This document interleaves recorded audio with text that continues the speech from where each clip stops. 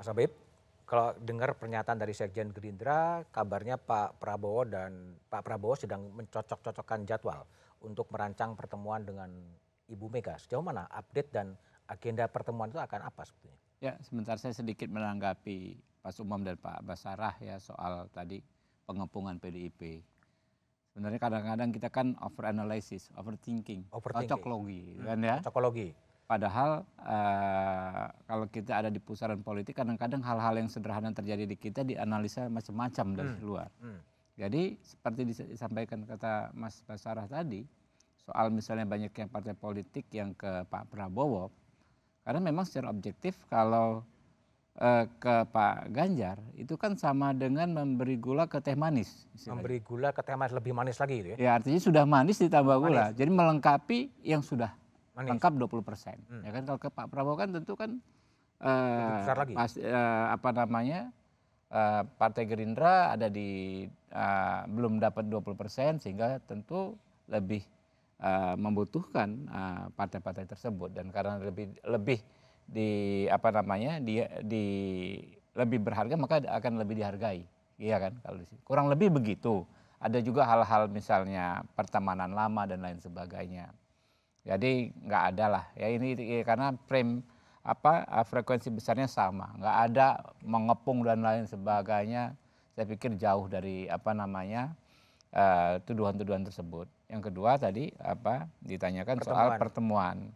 Nah, pertemuan tentu tidak sampai ke ke orang seperti saya ya soal kapan pertemuan, tapi pertemuan Bu Mega sama Pak Prabowo itu bukan sesuatu yang aneh. Kalau memang terlintas mereka pengen ketemu lusa ya kan 2-3 hari lagi, saya pikir bisa langsung terwujud itu loh. Jadi bukan hal yang aneh karena memang sering setahu saya ya selama kurun waktu 2009 lah setidaknya interaksi politiknya yang resmi ya. Saat Partai Gerindra berdiri 2008 sampai ke saat ini sering sekali bertemu. Tiba-tiba nggak nyampe seminggu terjadi pertemuan. Jadi bukan sesuatu yang itu ya, aneh ya? Bukan sesuatu yang aneh karena memang beliau berdua bersahabat ya. Jadi ada ada semangat saling support ya selama ini. Itu yang kita rasakan di berbagai pilkada juga. Kadang-kadang kan kita mengajukan calon tiba-tiba by phone ketemu. Ya kalau bersahabat mungkin gabung mungkin ya sebenarnya. Mungkin juga kayak waktu Pak Jokowi Ahok 2012 ya kan. Itu kan Pak Jokowi dan Pak Ahok itu nggak saling kenal gitu kan ya. Tapi ada Pak Jokowi di PDI Perjuangan, lalu kita lihat ada Pak Basuki Cahayapurnama masuk Gerindra waktu itu disatukan. Jadi bukan hal yang aneh. Kita bisa orang aja bisa kita jodohkan dan lain sebagainya, apalagi sekedar bertemu Pak Prabowo dan Ibu Megawati. Oke, baik.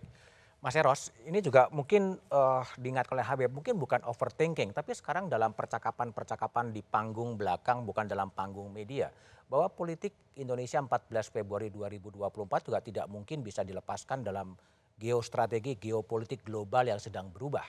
Ya, akhirnya saya bertemu dengan sejumlah politisi senior, dia mengingatkan bahwa tidak mungkin kemudian negara adik kuasa seperti Amerika juga akan ikut mendrive arah politik, bandul politik Indonesia ke depan seperti apa. Menurut Mas Eros, apakah ada kemungkinan bahwa negara persaingan antara China dan Amerika kemudian ikut menentukan mendrive arah-arah politik Indonesia di 14 Februari 2024? Ya kalau melihat ya bagaimana situasi kondisi ataupun geografis ya di dalam peta ASEAN aja lah ya, kan sangat diperhitungkan. Indonesia sebagai negara yang sangat diperhitungkan dan tidak mungkin lepas dari amatan mereka. Amatan itu termasuk di dalamnya kepentingan mereka. Ya.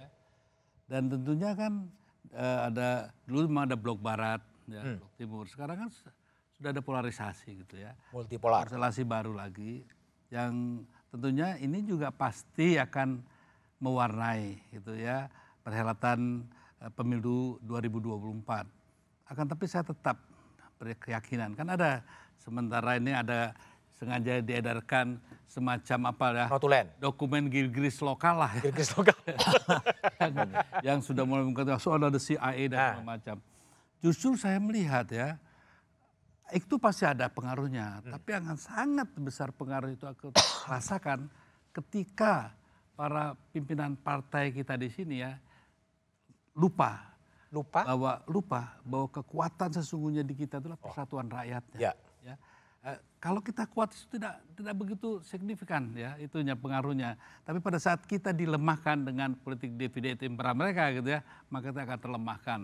Jadi menurut saya kembali saya kepada temanya ya, saya juga bingung gitu kan. Sekarang ini kalau apalagi di teori seorang ilmuwan ya, kan tidak mungkin segala sesuatu yang secara empirik belum terbukti Anda bikin teorinya kan agak aneh menurut saya. Nah sekarang nih di 2024 Pileg sama Pilpres kan nyatu. Pasti ada hal-hal yang harus kita perhitungkan, tidak mungkin dengan paradigma yang sama.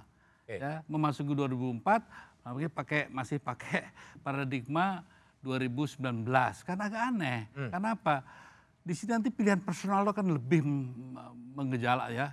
Dan bagi contohnya nih, kan banyak nih teman-teman saya di PKB gitu ya, gue nanti tetap milih Ganjar. Sebaliknya, ada juga yang sudah di Prabowo, gue akan milih Ganjar. Dan begitu juga di PDIP, buktinya Budiman Sujatmiko sebagai Prabowo. Lombong ya. Jadi nanti pilihan yang sifatnya personal itu akan dominan. Lebih dominan. Sehingga iya, kalau nanti dikhawatirkan, tadi hitungannya tadi kan persentase kan gabungan partai-partai di parlemen ya. Tapi nanti kalau rakyat memilih, belum tentu hasilnya sama. Belum tentu seperti itu. Contohnya, pokoknya saya gue orang males aku dulu, malas gitu kan. Kayak begitulah ya. Baik. Mas Umam, saya ingin mendalami satu aspek yang juga tadi sudah disampaikan oleh Mas Eros soal kemungkinan persaingan atau intervensi dari kekuatan asing selain ada mastermind lokal. Sekarang kan sudah ada pengkondisian ya.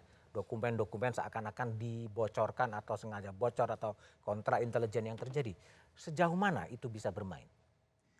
Kalau ditanya sejauh mana bisa bermain, mungkin bergantung pada dinamikanya, Mas. Tapi kalau misalnya kita kembali kepada konteks teori two level game theory yang disampaikan oleh Robert Putnam, memang bagaimanapun juga ada proses interaksi di dalam konteks kekuatan global dan juga kekuatan domestik suatu negara. Dan itu saling mempengaruhi satu sama lain. Tetapi di dalam konteks ini, diakui atau tidak, situasi per hari ini dalam konteks Indo-Pasifik itu kan memang mengalami sebuah proses peningkatan eskalasi. Diakui atau tidak, bagaimana kemudian US dan juga kekuatan dari China mengalami proses kulminasi ya. Di satu titik kita tahu kemarin pergerakan dari Amerika itu mulai bergerak ke depan.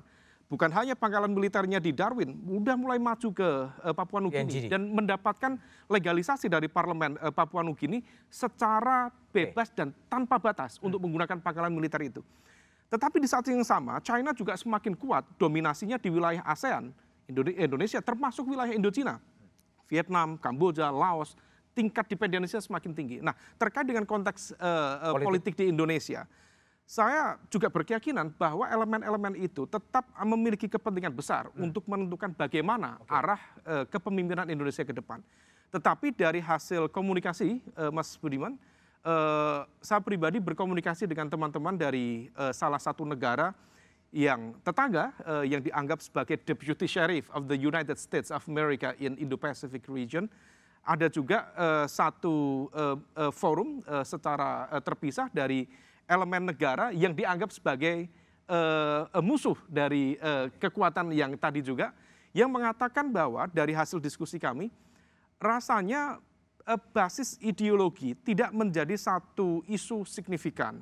Basis terkait dengan konteks identity tidak menjadi isu signifikan. Keyword yang kemudian muncul adalah pragmatisme. Artinya apa? Bergantung pada konteks dinamika internal politik di Indonesia, semakin kuat, mana yang kemudian menang, itulah yang kemudian akan mereka jadikan sebagai partner untuk bernegosiasi. Karena bagaimanapun juga kalau kita kuliti satu persatu, Pak Prabowo, Pak Ganjar, termasuk Mas Anies, rasanya tidak ada titik perbedaan signifikan di dalam konteks bagaimana mengeksersis agenda kepentingan nasional dalam bernegosiasi dengan kekuatan luar. Nah, oleh karena itu saya pikir pengaruh itu ada. Dan kita tahu persis, let's say satu negara superpower di dunia, dia memiliki kapasitas untuk collecting information, Mas.